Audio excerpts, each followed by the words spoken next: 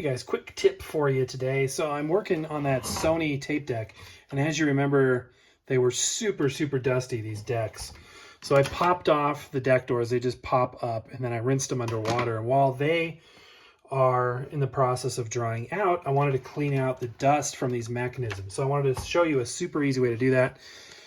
Get some of this. This is a Crosley Groove Goo. There's other brands that sell it.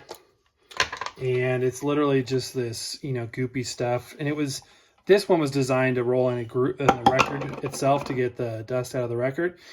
But it's really effective to clean dust out of nooks and crannies. So you can literally just jam this thing down in there, places that would take you forever to clean out with a Q-tip.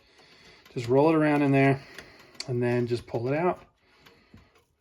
And the deck, remember how dusty these were.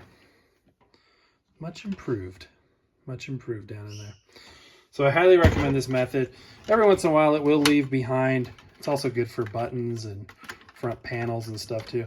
Every once in a while it'll leave behind a tiny little piece, but it's really not hard to get out. So anyway, just a quick tip for you there. If you ever need to clean out a dusty cassette deck or anything that is, little tiny places you need to get the dust out, this Groove Goo is really good. It's reusable. Just put it back in here, seal it up when you're done for next time.